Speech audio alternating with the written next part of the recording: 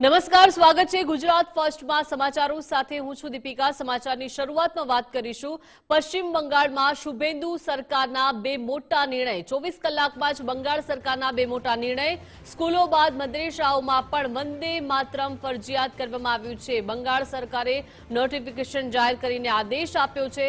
સરકારી મદદ મેળવનારા સરકારી અને બિન સરકારી મદ્રેસાઓને લાગુ થશે। મદ્રેસાઓમાં પ્રાર્થના દરમિયાન તમામે વંદે માતરમ ગાવું પડશે।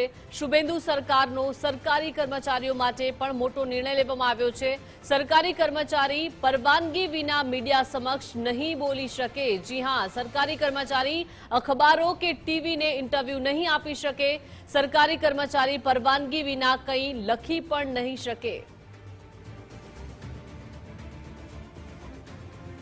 તો પશ્ચિમ બંગાળમાં શુભેન્દુ સરકારના આ સૌથી મોટા બે નિર્ણયો। 24 કલાકમાં જ બંગાળ સરકારના આ બે મોટા નિર્ણયો સામે આવ્યા છે અને હવે ધીમે ધીમે બંગાળમાં પણ બદલાવ જોવા મળી રહ્યો છે। પશ્ચિમ બંગાળમાં શુભેન્દુ સરકારે બે ખૂબ જ મોટા નિર્ણય લીધા છે, જેમાં સ્કૂલો બાદ હવે મદ્રેસાઓમાં પણ વંદે માતરમ ફરજિયાત કરવામાં આવ્યું છે। બંગાળ સરકારે નોટિફિકેશન જાહેર કરીને આ આદેશ આપ્યો છે। સરકારી મદદ મેળવનારા સરકારી અને બિન સરકારી મદ્રેસાઓને લાગુ પડશે।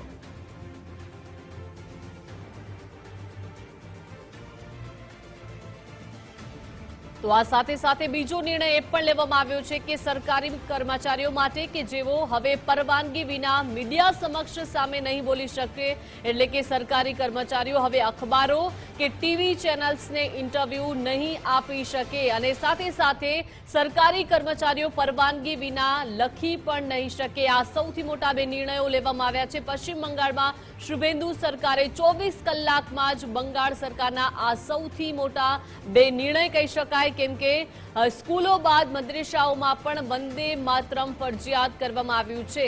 તો શુભેન્દુ સરકારે આ સૌથી મોટા બે નિર્ણયો લીધા છે। પશ્ચિમ બંગાળમાં હવે એક બાદ એક બદલાવ જોવા મળી રહ્યા છે અને શુભેન્દુ સરકાર નિર્ણયો લઈ રહ્યું છે અને બંગાળમાં પરિવર્તન જોવા મળી રહ્યું છે। વધુ વિગતો સાથે સંવાદદાતા સંજય ચૌધરી જોડાઈ ગયા છે। સંજય, પશ્ચિમ બંગાળમાં હવે ધીમે ધીમે બદલાવ જોવા મળી રહ્યો છે અને શુભેન્દુ સરકારે બે મોટા નિર્ણયો લીધા છે।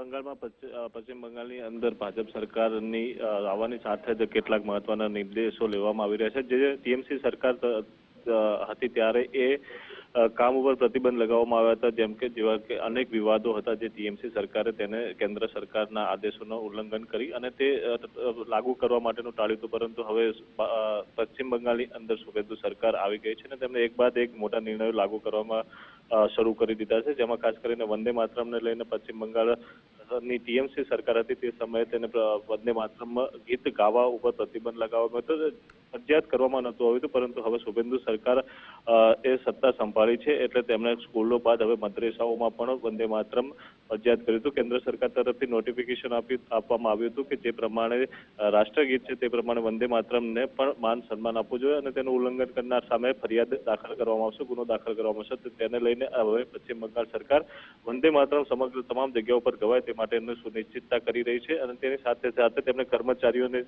જે મીડિયા સમક્ષ નિવેદનો આપવામાં આવે છે તેને લઈને પણ પ્રતિબંધો લગાવે છે કે કોઈ પણ કર્મચારી હવે સરકારની મંજૂરી વગર, સરકારી કર્મચારી હોય કે અધિકારી હોય, સરકારની મંજૂરી વગર મીડિયા સમક્ષ કોઈ પ્રતિક્રિયા નહીં આપી શકે। કોઈ પણ ટીવી અખબારની ઇન્ટરવ્યુ આપવું હોય તો એ માટે પણ તેમને સરકારની મંજૂરી લેવાની રહેશે।